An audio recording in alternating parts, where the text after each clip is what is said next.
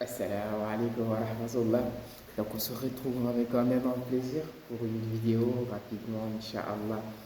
Donc c'est un rappel. Donc parfois on se sent mal, parfois on a un cœur serré, on se trouve dans la gêne. Mais la seule raison, c'est parce qu'on n'a pas la bonne vision de la vie. Si on se dit que Allah Azza wa Jal, il nous a fait descendre sur terre, c'est pour l'adorer. Allah il nous le dit وَمَا خَلَقْتُ الْجِنَّ وَالْإِنسَ إِلَّا لِيَعْبُدُونَ. Je n'ai créé les hommes et les djinns que pour qu'ils m'adorent. Et si on a cette vision-là de la vie, si on a cette mentalité-là, où qu'on soit, on verra qu'au contraire, au lieu de contraindre, nous avons énormément de chance. Parce qu'Allah, il pouvait nous laisser sans rien et nous demander de l'adorer d'une façon dure, d'une façon difficile. Pourtant, il ne le fait pas. Pourtant, il nous compte de bien. Il nous donne à manger. Il nous demande de manger. Kulu, washrabu, mangez et buvez de ce que nous vous attribuons. Donc, il nous demande de manger, il nous demande de boire. Il nous demande de nous reproduire, de profiter de notre famille. Donc, vous voyez que non seulement c'est une adoration qu'on nous demande de faire, mais il y a tellement de facilité avec cette adoration-là. Il y a tellement de bienfaits avec cette adoration-là.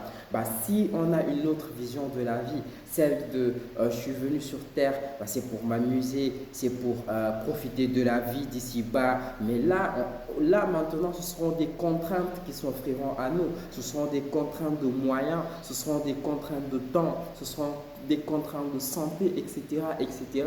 Donc, si on a une bonne vision de la vie, si on sait que Allah Azza wa Jal, il nous a créés pour l'adorer et que notre rétribution, notre réussite, ce sera Yawm al-Qiyamah, ce sera le paradis, ce sera Al-Jannah, Khalidina fiha, pour l'éternité, ceci ne s'estampera plus jamais.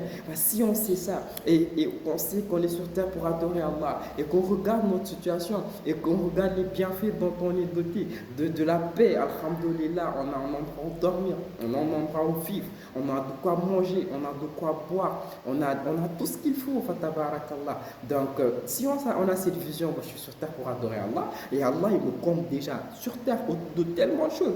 Et la seule chose qu'il me demande, c'est respecter tes parents qui t'ont mis au monde, c'est accomplir ta prière, c'est de ce que nous t'avons accordé, aide les plus pauvres, les plus démunis. Donc, si on a cette vision-là, mais subhanallah, on se rendra compte que on a énormément de bienfaits. Ça me rappelle un hadith, sallallahu alayhi wa sallam, il nous dit, si Allah t'a donné de quoi te nourrir, de ta journée, il t'a donné un endroit où vivre avec tes proches et il t'a accordé la sécurité, c'est comme si tu avais donné tous les biens de ce bas monde. Et alors si nous avons cette vision-là, il faut dire Alhamdulillahi Rabbil Alamin. On se rend compte que Allah, c'est le tout miséricordieux. La Fatiha. Comment on commence la Fatiha? On dit Alhamdulillahi Rabbil Alamin, louange au Seigneur de l'univers, Ar-Rahman Ar-Rahim, le tout miséricordieux, le très miséricordieux. Donc, Allah Ar-Rahman Ar-Rahim, moi je dis souvent, si on me demandait de décrire qui est Allah, je dirais que c'est Ar-Rahman Ar-Rahim. Parce que c'est juste ça. Il nous a créés avec tellement de bienfaisance, avec tellement de miséricorde. Et il nous comble tellement de ses bienfaits continuellement. Donc, c'est ça en réalité. Allah, c'est le tout miséricordieux, c'est le très miséricordieux. Et ça se reflète parfaitement dans la manière de se comporter avec nous, une fois de plus. Donc, si on a cette vision-là, si on a cette bonne vision-là de la vie, déjà, on sera hyper satisfait de ce que nous avons. Le prophète, qu'est-ce qu'il nous dit, sallallahu alayhi wa sallam? Si vous faites de votre priorité la vie d'ici-bas, nous vous mettrons la richesse, la pauvreté entre vos yeux. Donc si c'est dunya qui t'intéresse, si c'est ce bas monde qui t'intéresse tout le temps, tu seras toujours pauvre parce que tu voudras toujours des choses que tu n'as pas. Alors que si c'est Yawm al-Qiyamah, ta première préoccupation, on t'accordera la richesse du cœur. Donc la richesse du cœur se manifestera aussi, Inch'Allah, dans tes affaires. Tu auras tout ce dont tu auras besoin et tu seras apaiser. La meilleure des richesses, c'est le fait de se satisfaire de ce que nous avons. Donc, ayons une bonne vision de la vie. En tant que croyant, ici, c'est juste une demeure de passage, Inch'Allah. Et on nous demande dans ce passage d'adorer Allah, d'avoir un bon comportement. Et on ne s'arrête pas là. On nous a comblé d'énormes bienfaits parce qu'on pouvait nous laisser pas avec tout ça, vraiment pas avec tout ça. Donc, il faut avoir une bonne vision, une fois de plus, Inch'Allah, une bonne vision de savoir que on nous a comblé d'énormes bienfaits et de ne pas avoir cette vision-là, cette dunya. Donc, il faut que je profite de cette vie. Tu pourras bien sûr profiter de ta vie, ne t'inquiète pas. Avec Allah, on profite mieux de la vie. Avec Allah, on est plus tranquille, on est plus serein, on est meilleur, on se sent bien.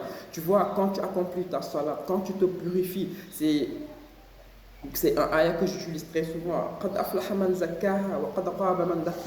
Certes a réussi celui qui se purifie, celui qui purifie son âme. Et certes est perdu celle qu'il a sali. Et quand tu purifies ton âme, c'est là où tu te sens bien, tu te sens heureux, tu te sens tranquille, tu te sens épanoui. Et c'est là où tu profites bien de ta vie. C'est là où tu sauras profiter de ton repas. C'est là où tu sauras profiter de ta famille, de ta femme, de tes enfants, de tes frères, de tes soeurs. C'est là où tu sauras en réalité profiter de toi, de ta vie et de tous tes biens. Sinon, si tu te détournes d'Allah, tu auras une vie pleine de gêne. Et tu pourras avoir peut-être tous les biens de ce bas monde, parce que tu auras des voitures, tu auras des maisons, etc.